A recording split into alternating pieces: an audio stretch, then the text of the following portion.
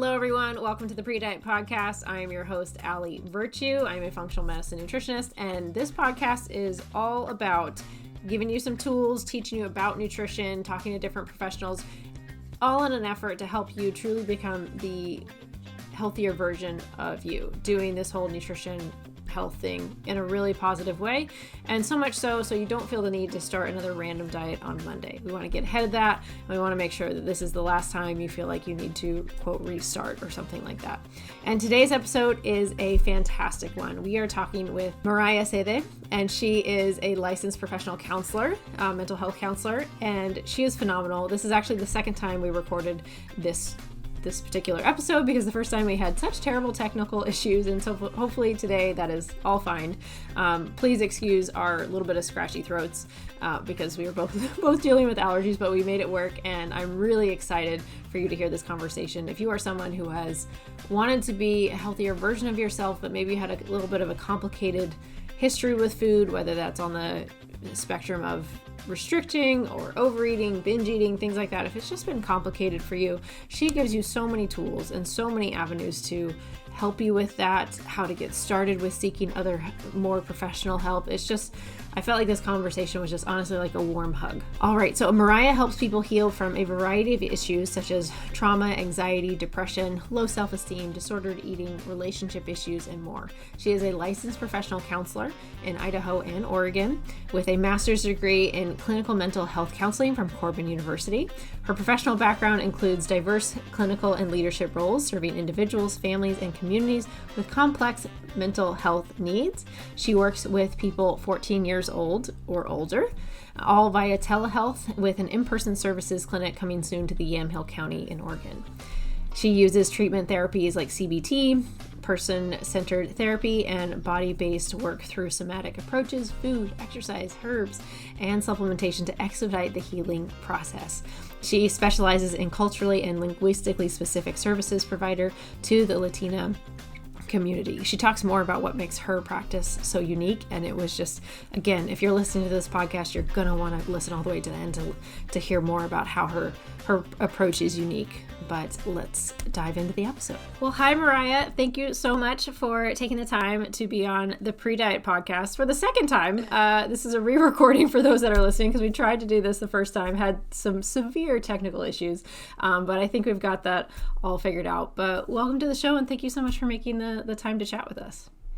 Yes, thank you so much for having me. It's a pleasure to be here. I just did a little bit of an introduction, but tell us a little bit more about who you are as a person, how you found counseling, just a little background info so we can get to know you a little bit better. So my name is Mariah Sede. I'm one of the owners of Sede Counseling.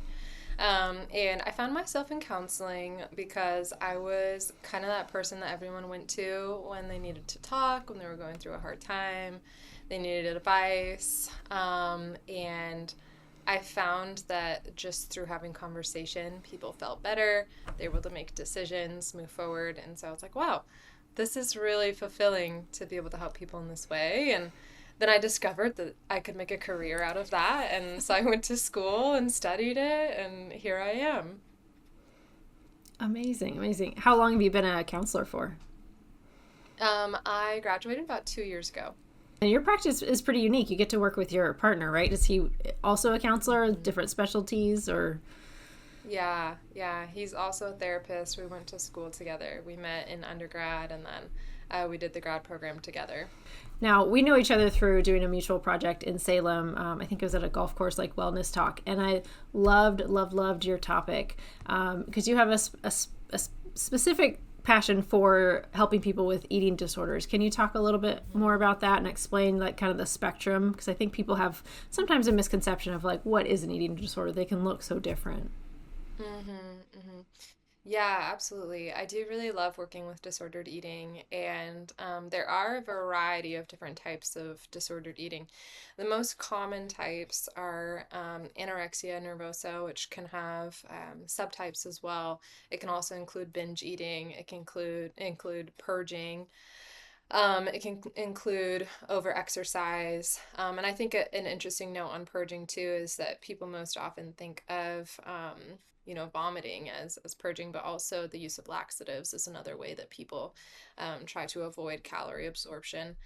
And then there's binge eating. And so those two, anorexia nervosa with its various subtypes, and then binge eating, are, I think, the most widely talked about and the most widely seen. But there are others as well, like, food avoidance, which can happen for a variety of reasons. But the difference there is that it's not focused on body image compared to anorexia nervosa.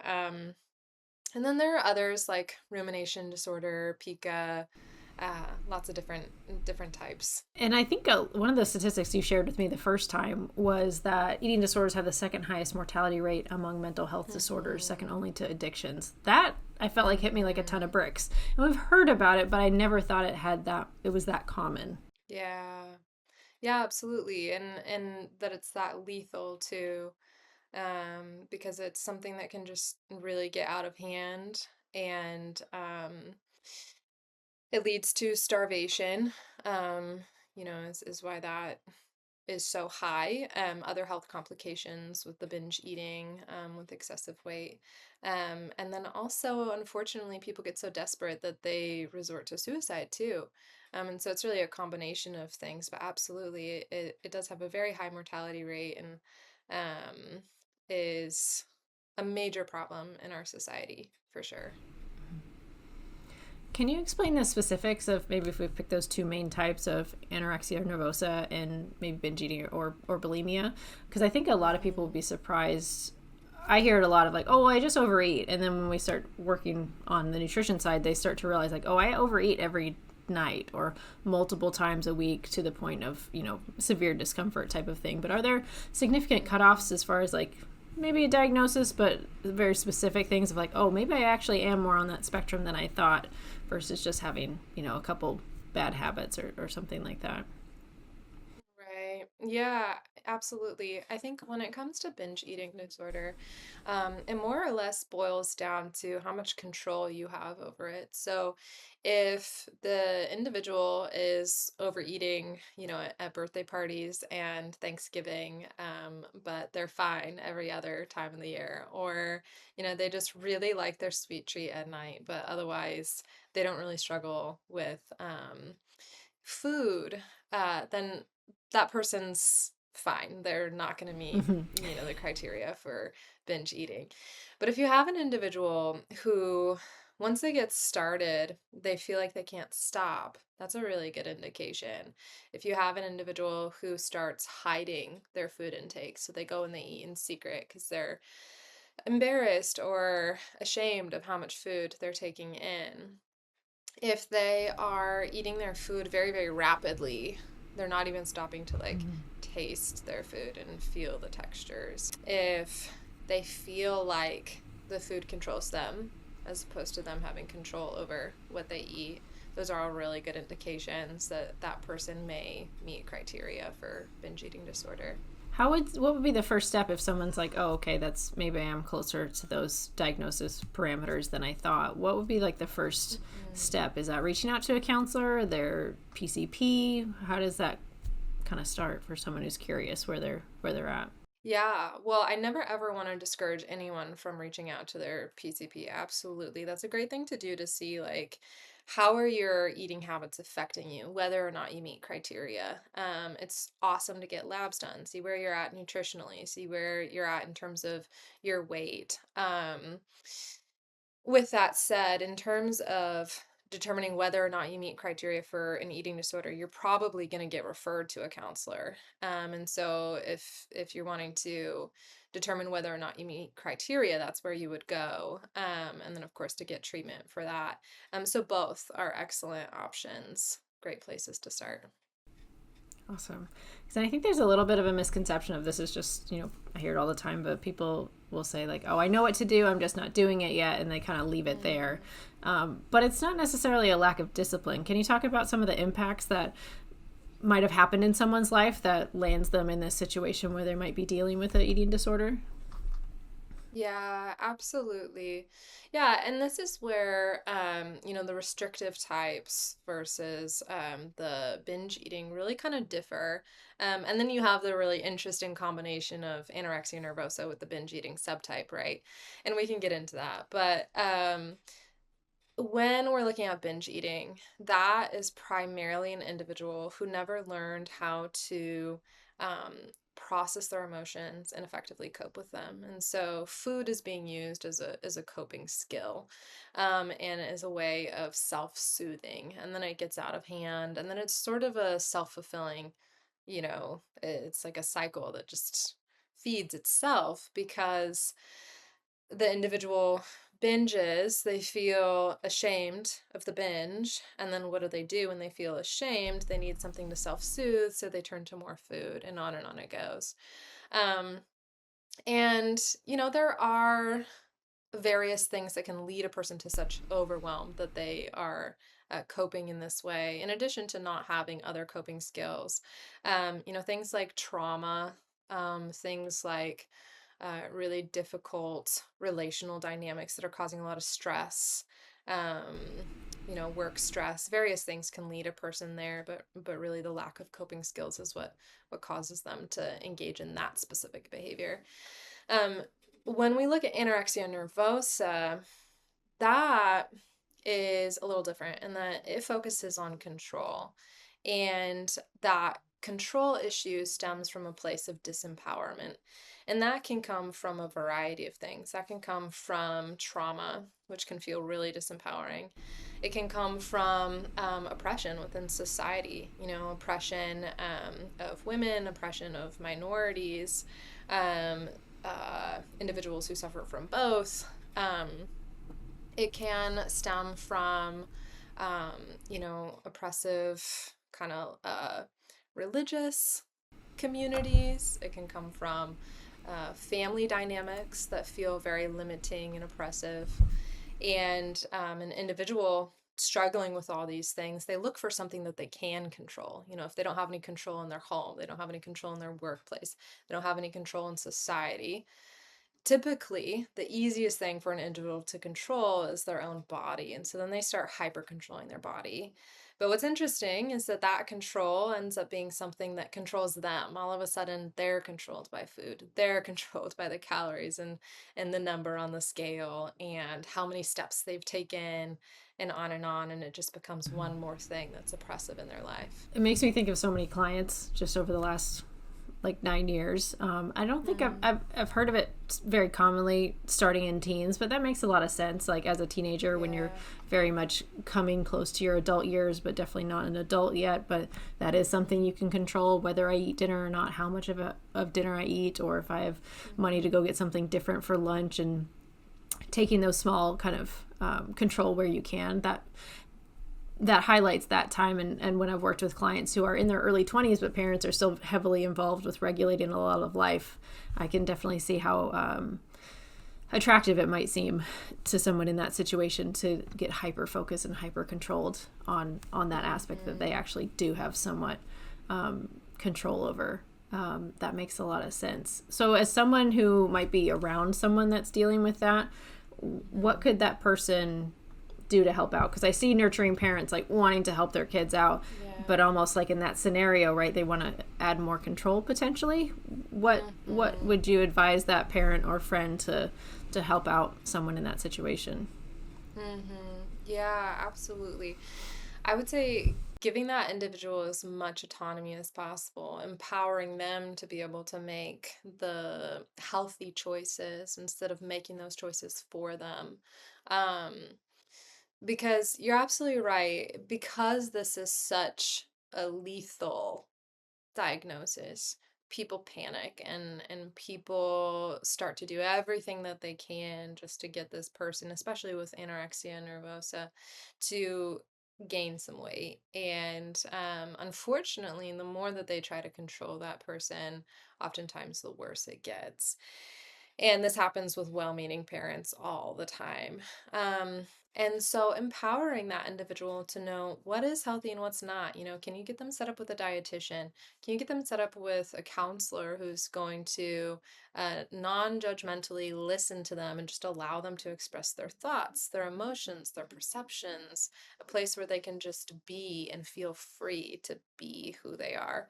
Um, I see a lot of times with teenagers who are wanting to individuate and also to gain more responsibility, which is totally natural in that season of their lives, they really struggle when they're not able to do those things. And so if they're wanting to get out there and get a job, totally support that if at all possible. If they're wanting to drive, support that as much as you can. Um, as much as they're able to go and um, gain responsibility, express their thoughts, express their opinions, their feelings, their perceptions, and grow into who they are as a separate person, the better off they're going to be. That's such great advice, and something that's so like outside of food. I found that as well in general when clients do well, food is less important. And I think people are surprised that a nutritionist would say that. But I found that for my own self, like when I used to deal with probably on the spectrum of binge eating for sure, it definitely felt outside of my control. But then when life got way better than any food could taste, like food took a back seat. And I was like, oh wait, life is so cool. Like I want to go do this stuff. Like food is less important, less controlling, all of those things. But I was wondering because I don't have kids yet, but I always wonder, and I'm very conscious of how I talk to my clients, not just for them, but because they're likely going to be parroting things in front of their kids. And I'm obviously very, very passionate about not spreading or perpetuating any kind of disordered eating or talking about anything in that spectrum. How would you advise parents to talk about food with their kids? This comes up a lot too when they don't want to necessarily deprive the house of like sweets and stuff, but the parents are trying to limit that for themselves, but also semi for their kids, but they don't want to deprive them of stuff. I mean, I'm very conscious of saying, like it's not good or bad food. It's potentially like helpful or less helpful based on your goals or based on how you want to feel, things like that. But what are some things that you would help parents kind of give a healthier conversation around food and kids? Yeah, I love what you just said there. It's not good or bad. That's a moral statement, which means, shame versus honor, right? If you eat the bad food, then you're bad and you should feel shame. And if you eat the good food, then you're good and you should feel honor, right? And that is not helpful. It's helpful food versus unhelpful food within the context, right? Because ice cream is helpful for celebrating, but ice cream is not helpful when you want, a nutritious dinner, right? So context matters, absolutely. And so staying neutral, and I think definitely modeling a healthy relationship with food. If you're super restrictive, your kid is going to pick up on that and they're going to be super restrictive. If you don't practice eating a healthy diet that includes a variety of nutrients, then your kid is also not going to practice that. And I think empowering your child with knowledge,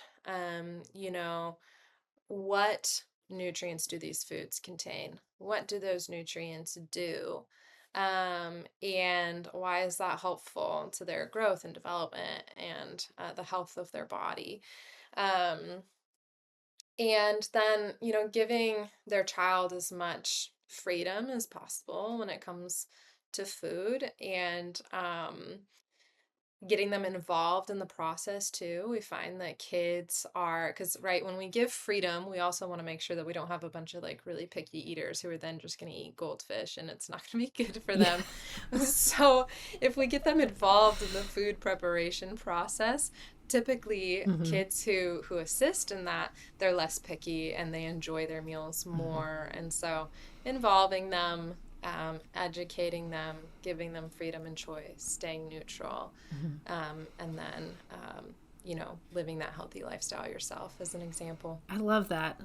Okay, so to summarize, a variety of foods, which sounds great, just for like an interest, broad palette, exposing them to different things, and they can kind of make their choice if they want to, explore that food more or leave it. They don't love it at that moment. Involving them in the process. That came to mind when you're talking about independence, as far as like just supporting them and empowering them. And I know that was something that my parents started to teach me, probably also so I'd make my own breakfast, but like, hey, do you want to learn how to cook an egg? And like, you could do this by yourself. But that feels really empowering, and probably one thing less that the parent has to do. One thing I talked to a client recently about was kind of having that how to regulate sweets in the house type of thing, because mom definitely didn't want to be overly restricted, which I fully support, but also husband would like a little bit more help not having that stuff in an abundance. So we talked about having like a bin in the pantry of like, okay, this is where we put our sweet treats. You know, some stuff we really like, some stuff that's like okay, so it's not as like, I always compare everything to carrot cake, because like you said, for my birthday, carrot cake is extremely helpful for celebrating. Right. On every day, less helpful also makes it less special. So I want to save it for like the days where it's really special. And it means more. If I had cake for breakfast, it would not mean very much. So we talked about that and a little bit of a discipline of like, we need to maybe finish the box of goodies that we picked out for ourselves before we go buy the stuff that I really like. So we, eat everything before kind of restocking. But I love that. That was so helpful. Did I miss anything? We talked about variety, getting people involved, teaching them about food, which I think is so missed, which is hard because I don't think I was really educated on food much in school or anything like that. It was really, really basic. But those are a great help. And hopefully that, generationally, we have less of a problem with these things. Yeah, and I would really encourage parents to not feel intimidated either, because I think a lot of people, when they hear me say, oh, educate your kids about the nutrients in these foods and what that does in the body and how that's helpful for your health, I think a lot of people would say, well, I'm not really sure what, a carrot contains and how that's helpful for my body, right? And so I would just say, well, I know parents have so much on their plates, but this is good for you too. This is good for you to learn and for you to be empowered. And so when you're going to be involving your kid in making a dinner, maybe just do a quick Google search or even just ask ChatGPT because it's super quick. Hey, these are the ingredients in the meal. What nutrients does it contain? How is this helpful for the body, right? And then share that with your child. You don't have to have a degree in this to be helpful and to educate yourself and others. Absolutely. I totally agree. I think it does a pretty good job, especially if you, at least I'm learning that with like AI and chat and stuff, if you ask a pretty neutral question versus like, tell me why gummy bears are bad for me, then you're going to get a whole list of things that make you think that they're going to kill you tomorrow versus like asking like a fairly neutral question of like, what is this about? A couple of the other things that came up on our first conversation is trying to find what a healthy coping mechanism is. Because you said it's different person to person, right? There could be someone who's over-exercising. But can you talk about how to maybe check in to see if you're coping well, if you've chosen good coping mechanisms, or if they're maybe not the best choice for your situation? Yeah. I would say if your coping mechanism is not harmful to your health, it's not harmful to your relationships, you feel better afterwards, and it aligns with your moral compass, you have a pretty good coping skill. So that means that a lot of things are on the table.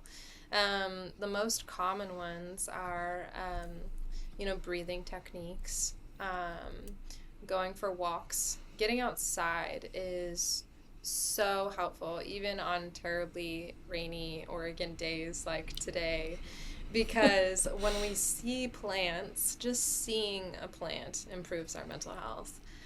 Going for a walk, that is so good for our mental health. And the bilateral stimulation too, of like taking the steps with each foot, that helps us to process our emotions. And so if you're feeling down and you're pondering these things, you're going to have better integration if you're going for a walk. And that's actually how EMDR got started. The founder was like, well, why is it that I'm able to process my emotions so much better when I'm going for a walk as opposed to just sitting there?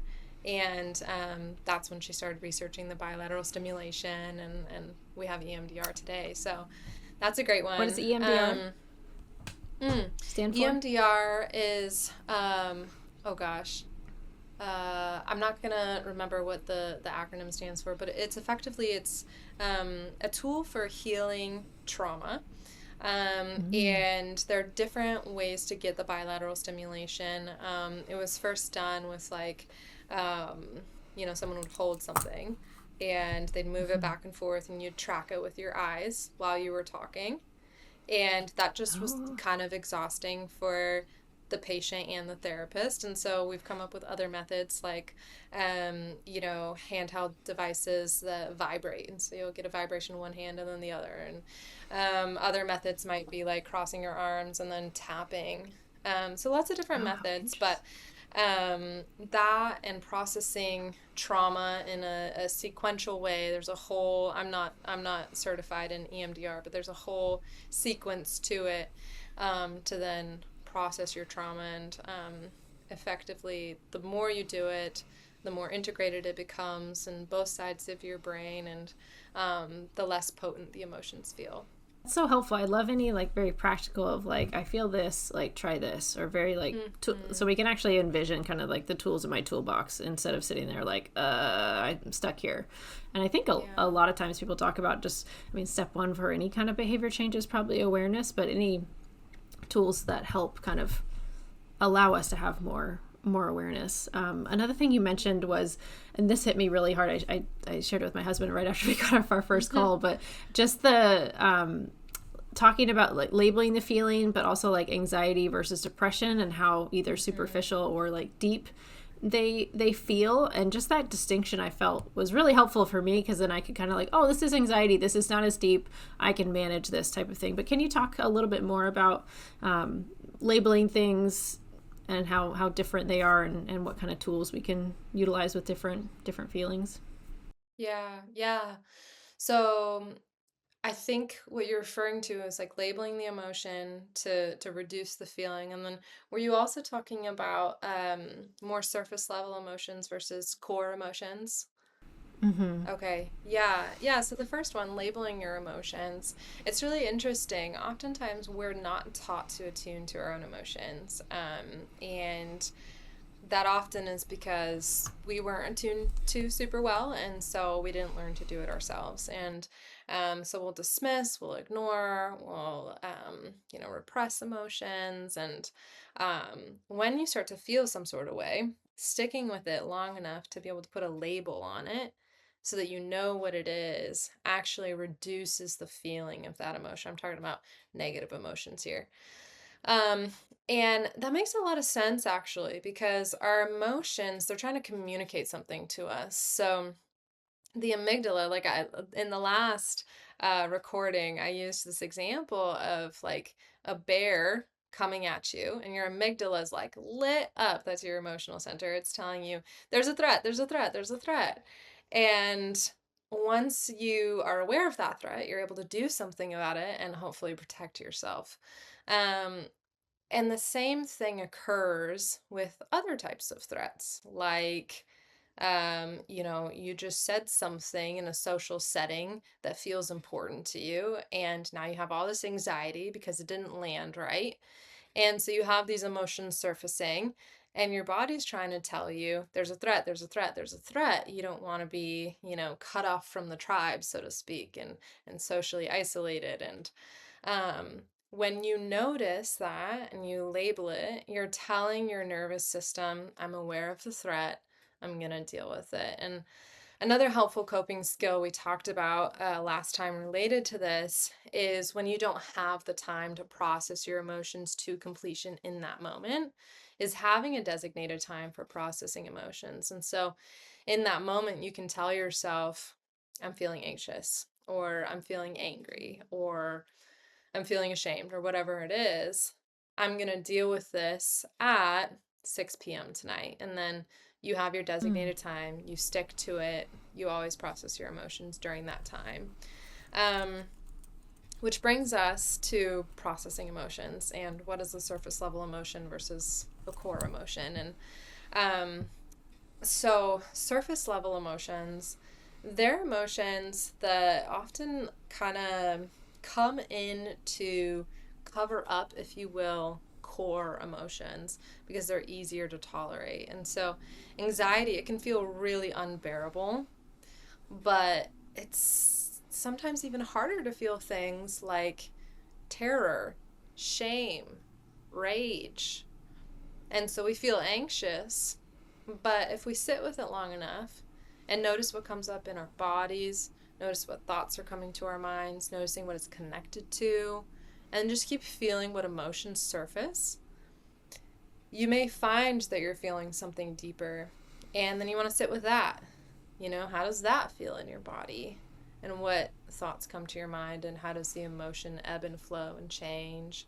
And as you continue noticing and sitting with the emotion and labeling it and connecting it to where it's coming from, you're processing that emotion. And when you get to a place of feeling clear mentally and calm emotionally, you know that you've processed that emotion to completion. And when I tell people about this, typically their reaction is, I don't think I've ever processed an emotion to completion in my life.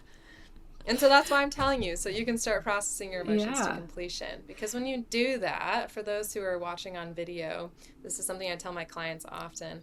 If this water bottle is you, and this water are your stressors, and, your boss tells you did a poor job on that last project, and then you come home and your spouse is upset with you, and now the baby's crying, and on and on and on, right? This water bottle is filling, it's going to overflow at some point unless you start scooping out that water or pouring off that water. And the way that you do that is by processing your emotions to completion. That's so helpful. I mean, I think visuals are so helpful. But I think a lot of people wear that badge of honor of like, I'm resilient, I can handle it. But having the limited capacity, because we all, unpopular opinion, but like we have a limited capacity, even if we're just super tough.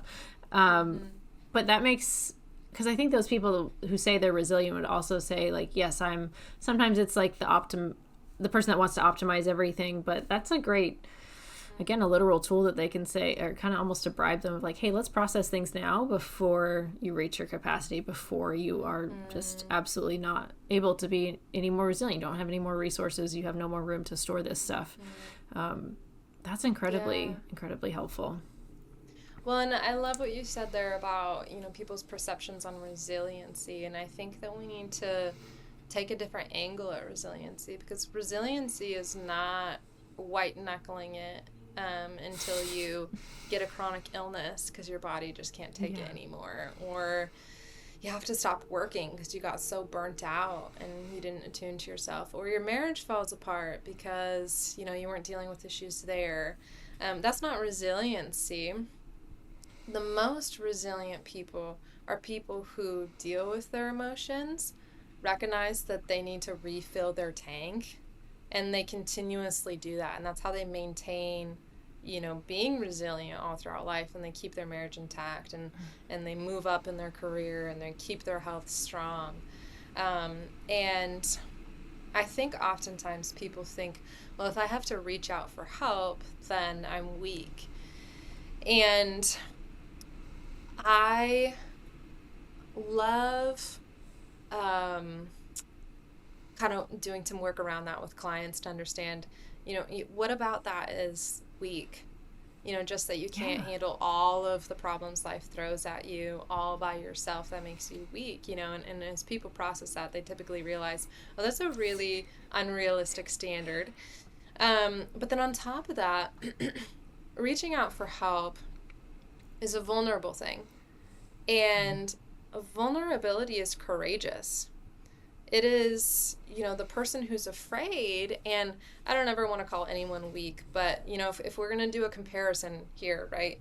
Like, it's stronger to be courageously vulnerable and reach out for help than it is to hide and act like you have it all together when things are mounding and mounding and mounding, and before you know it, something's going to slip. And it always does, because life is just kind of too much for everybody. And when people, when I talk about this with people, so often they think, well, being vulnerable is not courageous. Like, what about being vulnerable is courageous? And I think it's Brene Brown. This is like what she talks about. This is her thing. Yeah. And she asks people, can you think of a single courageous or heroic act that did not require vulnerability? Like firefighters jumping into a burning building. That's very vulnerable, They could get burned alive. People serving on the front lines for our country. That's very vulnerable. they could get shot and killed. And so with courage is vulnerability. They go together. And so being vulnerable is very courageous. I agree. The first thing that came to mind when you were saying these things is usually, I think there's, physically being vulnerable, but also like when you have a friend that like opens up to you and shares, or even like in the news, if a celebrity says like, hey, I'm diagnosed with this, and they always seem to have the similar line of, I didn't want to talk about this, but I realized it could help other people. And so here I am sharing. And then you usually have this flood of, other people sharing and feeling empowered at that. But for some reason, I don't think people think that they can also be that impactful because maybe they don't have that big of a stage. But I know when friends have shared maybe surprising things or intimate things, like it usually brings people closer, and like they are no longer controlled by it as much. It doesn't wound them as much to talk about. But that's so helpful, and it resonates. It just makes me think of so many conversations I've had with friends and how much better the end result was just from deciding to be that vulnerable and take that step. Yeah, absolutely. One of the things that comes up a lot with my clients is family influences. They're trying to be healthy. Family's still kind of, I say, programmed to like what your old habits, like if you've known them for 30 years, like they're used to the Allie that did this for 30 years. And now I'm changing on them and deciding, hey guys, I want to eat more salads or whatever it is. Right. I actually don't want to drink at the Christmas party. And they're like, whoa, you're changing things on me. How do you help set people up for success and kind of holding to those boundaries? Or I say like, you got to give your people time to like kind of reprogram to like your new set of habits. How do you help people in those types of scenarios? From a therapeutic standpoint, come at it from a lot of different angles. A big one is self-esteem, and having the self-assurance to set a boundary and be okay with the fact that lots of people are probably not going to like that. And you're probably going to face pushback, and you're going to hold firm anyways. Another big thing is teaching people what is the boundary, how do you set a boundary, and then how do you prepare for the fallout. And I think a lot of people don't even know what boundaries are. So a boundary is, and this comes from the book called Boundaries by Townsend and Cloud. And it's described as something that protects your emotional self, enhances the relationship, and is focused on self-control as opposed to other control. I'm trying to think of one in the context of food. I'll use one that is typically very applicable to couples. So, when you raise your voice at me, I will leave the room immediately. So that's focused on self-control. It's not saying, you're gonna this and that if you raise your voice at me. It's no, I'm gonna leave the room. And good ways to set boundaries as much as possible. So that actually wasn't a perfect example. And nonviolent communication avoids the use of you, which is why that was an imperfect example. Nonviolent communication, there's kind of like a formula to it. So it's when blank happens, I feel blank, and what I need from you is blank. So for instance, when voices are raised, I feel intimidated, and what I need from you is to keep your volume low. And then if you're going to set a boundary around it, it focuses on self-control. And so you can say, when voices are raised, you can add how you feel or you cannot. So you could say, I feel intimidated, and I'm going to leave the room immediately. I liked one thing you said, the fallout of a boundary potentially being set or maybe working or not working, which I think is... how do you help clients with that? Do you kind of talk them through like what's the worst case scenario type things of like if you go to a party and now we're not drinking, your friends might add more peer pressure of like, come on, just have one or this or that, or like the scenarios of like what's the worst that can happen? They give you a little, crap for it and we move on. How do you help with, I like what you said, the fallout of dealing with people's reaction to your boundary? I think a really important thing is making sure that you're prepared for that in terms of having support within your social network. So for instance, if you have just one friend and this friend means the world to you, you're going to have a really hard time setting boundaries with them, holding firm to those boundaries, and being able to tolerate the fallout.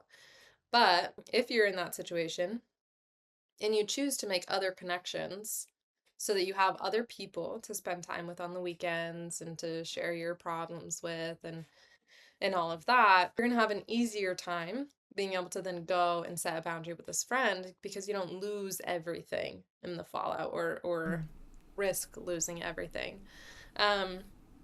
Another thing is getting emotional support from your network. So letting people know, I'm going to set this boundary. I'm nervous about it. And they can tell you you're not crazy for setting that boundary because that other person might try to make you feel crazy for setting that boundary, you know? And then recognizing that there might be some strain. There might be some pushback. There might be some distance. It may change how you relate. And that ultimately these things can be grown through and it can enhance your relationship, but it can feel awful for a little bit before it gets better. And so being prepared for that emotionally. That makes a lot of sense. Like, don't invest all of your kind of friendship coins in one person versus having a support network of people that you can kind of lean on in different seasons of life as well. That makes a lot of sense. That's something I'm very passionate about when people are, again, just being careful of how people talk around food, because you don't know who's listening, whether it's around alcohol or if someone does have an eating disorder and like you've worked with a nutritionist and so this nutritionist said this food was bad, and it's like, that's why I'm so on people. Like, I know you didn't mean it, that was a bad food. Just be careful of like how we talk about food in front of your kids, in front of others, because they might pick up on that stuff and realize like, oh man, I had that yesterday. Am I a bad person because I ate this? And I think that's a way we can support people. So I think that's what we talked about a little bit last time of like, how can we support, or how the person as an individual can support themselves? How do we support loved ones? But also kind of on a society level of like, how do we support other people, other women, especially because diet culture is typically aimed very heavily at women and our looks, our aesthetics, and making sure we fit in this box versus like, especially I see a lot of this time of year. It doesn't look like summer outside, but it is June. It's raining cats and dogs out. But I see so much about like getting a bikini body and like all this kind of stuff versus like, let's take that pressure off and like enjoy the summer. If you want to feel healthier, great. What are some other things that we can kind of do to support peers, whether we know they're going through something or not? Yeah. Well, I think it starts with each of us. I think it starts with loving your own body. You know, instead of planning out your workout routine so you can have the perfect bikini body, why don't you plan your summer around things that you actually enjoy? You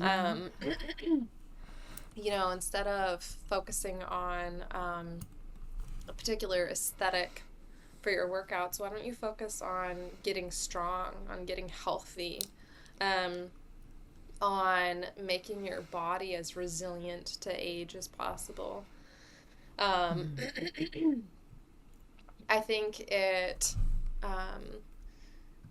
really matters how we speak about ourselves and about others, and remaining non-judgmental, you know, accepting different body types, and not making like assumptions that one body type is more beautiful than another, because we have a wide variety of body types, and beauty is personal preference, and so who are we to say that one is more beautiful than another? And I think we also really need to speak out against our cultural pressure that like the women are nothing but their bodies. You know, there's a huge emphasis on our physical selves instead of our mental, emotional, spiritual, relational selves. And we as women, we're complex, we're amazing and capable of so much.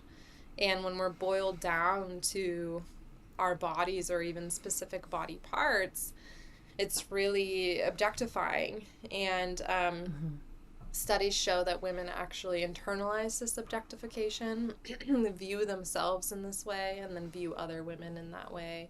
And so we actually perpetuate the cycle in our own lives, in our daughters' lives, on and on. And so remembering that we're more than our bodies, we're more than our sexualities, we're more than,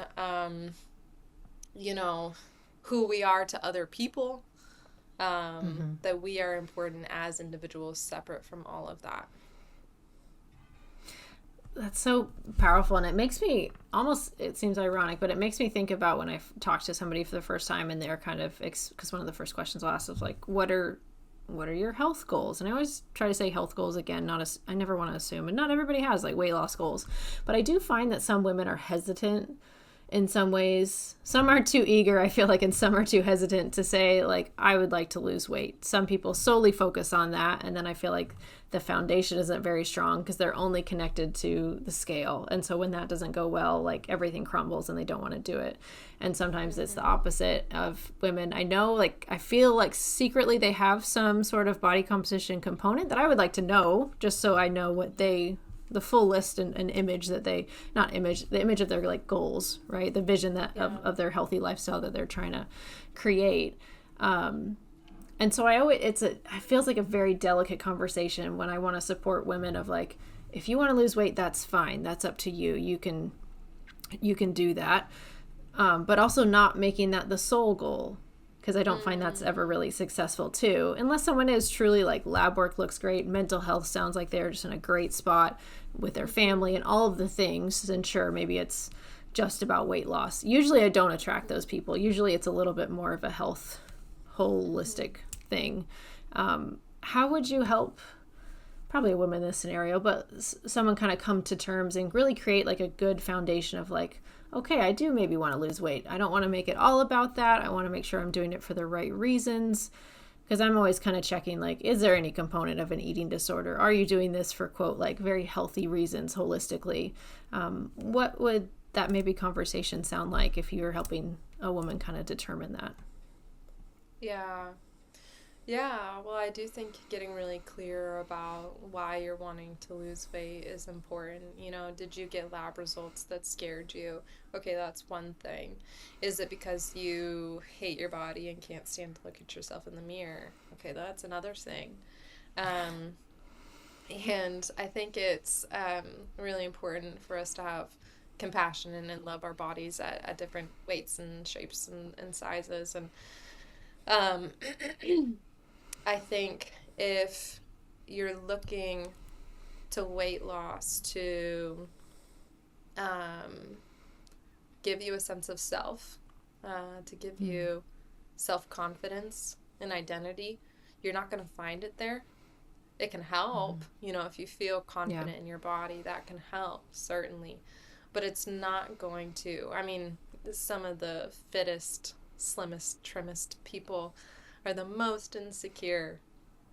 And so being aware of that is important. And I think also if you are feeling like a lot of anxiety around weight loss or your weight and the lack of weight loss, or around food and calories and exercising, that's a pretty good indication that there may be more going on, unless that is, hey, I just got diagnosed with, type 2 diabetes and I have anxiety around that. Okay, that's one thing. But anxiety because you ate 100 more calories than you had intended that day, and now the whole day is ruined. There's something deeper going on. Absolutely. That's a great way to paint it. I love those examples. Very, very clear of like, okay, this is maybe not the healthiest thought. Maybe we want to back up a little bit and make sure we're doing this for reasons that really matter summer season or whatever. I think that's very unique. Because a lot of people that I feel like I attract, and I think you might be similar, usually it's a person that's fairly proactive, right? When I have to reach out to someone versus someone is referred by a PCP, that's great. But usually, if the person themselves, the patient themselves, client reaches out themselves, they're generally pretty proactive. They want tools of like, how do I solve this? Kind of a problem solver and a go-getter. And so having those other things that they can do outside of talking to us, I feel like is so helpful because they're like, okay, I can't, our time is limited. I have check-in calls 20 to 30 minutes a week, and clients are welcome to message me, but there's a slower turnaround with that, right? Versus if like we talk about and like, okay, if I'm feeling like this, like walking makes me help better, I can go take advantage of a walk, or this supplement helps with this that I'm experiencing. Having those tools that are outside of our one-on-one talking time, I think, are just so incredibly helpful. And I think people are looking for those type of providers. And I've heard several clients of like, who's the PCP, who's the clinic that you recommend working with? Because if you like them, if they're if you're holistic and they're holistic, usually they're more inclined to reach out with those people. And sometimes that's really hard to find in the insurance world. And quite often that's when clients are going to like a private practice PT or a masseuse that doesn't take insurance potentially, because they want to work with those people that will help them solve those problems a little bit more proactively. So I feel like that's a very, very unique approach. Thank you. Yeah, absolutely. And I think too, people want to find something that is going to work quickly. And so kind of the way I think about it is the things that are going to work the most quickly are your coping skills. And that's not going to solve your problem, but it's going to help you to deal with your problem. And then these integrative approaches are kind of shorter term, but, longer term than coping skills. If you can get yourself metabolically well and getting other supports around you, then you're going to progress more quickly. And then the longer term, really transformational work is dealing with the underlying issues, the trauma, the family dynamics, the self-esteem, your self-concept and self-image, those sorts of things. And so if we can utilize all of that, what's really helpful is we can start to help people to feel better faster, and then do the deeper work to make that a lifelong thing. Absolutely. Everything you kind of mentioned really kind of comes full circle as far as like labeling the emotions of what I'm dealing with. I mean, that came straight to mind when I was thinking of myself, of like, I was really sad, I was really lonely, and that's why I was leaning on food, and not dealing with emotions. Definitely not dealing with them to completion by any means. And my cup probably overspilled, and it overspilled at every mealtime when I had to have that extra pressure of figuring out what to eat or trying to make myself not overeat. But again, if I can look at it and maybe, improve all of my like maybe 10 problems, 10 small things, and improve that 10%, each little thing just gets 10% better. That helps the overall equation so much. I would imagine give people a lot of hope of like, oh, I can tackle this thing, even though this thing feels like a really big thing to tackle. I can tackle it in little amounts, where I feel like I actually can, versus just kind of staring the beast in the face and be like, hopefully you go away, this whatever bad habit or thing they're dealing with. Right. Absolutely. So a couple closing questions. The first one is kind of to summarize, what advice would you give someone that is embarking, potentially restarting, but embarking on a health journey, whether it's for the first time or the 50th? What would you say to them to hopefully make this their last campaign, their last attempt before they really just become a healthier version of themselves? One is, try to get really clear about why you're doing it. If you're doing it for healthy reasons, that clarity is going to help to propel you and keep you progressing when things get hard. If you're doing it for unhealthy reasons, then having that clarity is going to help to point you in the right direction to deal with those things, and then find what it really is that you're looking for. Instead of chasing this endless, trying to find fulfillment where you won't find it, and constantly chasing. Um, and then another thing is reach out for help. There are so many people who can support you with this, from nutrition coaches, dietitians, therapists, doctors. And I think an integrated approach is the best when you have multiple professionals. If you're able to do that, supporting you all at once, then you have the greatest chance at success and being truly healthy and well. Absolutely. So beautifully put. And then lastly, this has become one of my favorite questions, but in a culture society that makes it very easy to be healthy, that's very normal, very common, what would you like to normalize to help the whole population get healthier? I know I said this in our last recording too, but I'll say the same thing, and that's really learning to just be, because we are a culture that is extremely focused on doing, on productivity. And I think that takes away from us in many ways. It takes away from our ability to rest, to rejuvenate ourselves, which wears us out, burns us out, harms our physical health, harms our mental health, harms our relational health, makes us creative, and consequently less productive too, actually. And being is not just not being productive for the moment either. It's also being fully present. And I think we really struggle with that, with being on our phones, being on our devices.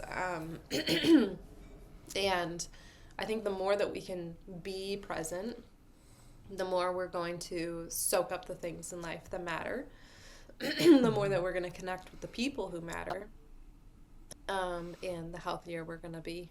Absolutely. I think it helps us kind of shift priorities and make things, like you said, clarity seems to be a really common theme. And clarity, awareness, like if we can get clear of what we actually want instead of trying to put a lot of Band-Aids on things, I think that's very hard. And I mean, yeah, it's hard to, I think that's the default, especially as women, to be like, okay, I don't have to do anything right now. What can I get done is like the first thought, versus I feel like men are better than this. This might be a generalization, but like a little bit more okay with being, versus my default is kind of like, okay, what should I be doing? Like I have this time, I should be doing something, versus taking time to rest feels very like, no, surely I should be doing something else.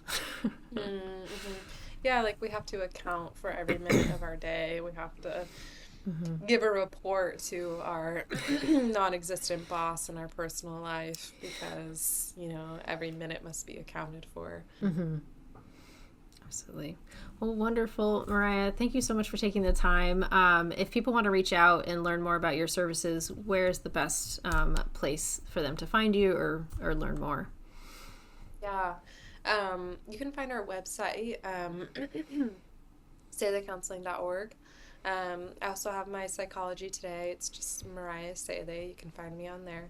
And then we have social media that's run by my husband, but we're on Facebook, Instagram, LinkedIn. Yeah, a few different platforms. Awesome. Wonderful. Well, I'll make sure all of that is linked in the show notes so people can reach out. But thanks so much for taking the time. And I'm sure maybe we'll have a part 2 down the line, because this has been really, really helpful. Thank you so much for listening to that episode. I hope you found it as insightful and helpful as I did. First of all, if you're watching this on Spotify or YouTube, please like this video, share it with a friend, follow or subscribe on YouTube, leave a comment. All of that helps us really grow the show and reach more people. Very, very helpful. Lastly is to subscribe to the email list. That is Free Shit Friday email list. You can subscribe at parksidenutrition.com/subscribe. That way you never miss a free resource that goes out every Friday. Usually it includes the newest podcast, the latest YouTube, where I teach you how to eat out and do it in a slightly healthier way, plus some sort of PDF download for you to download, use, whether it's a recipe, meal plan examples, things like that. And lastly, please go check out Mariah and her resources. I'll link them in the show notes below. Sede Counseling. You can find them on LinkedIn, Facebook. And make sure you get on their email list if they have one. And I will hopefully see you in the next episode.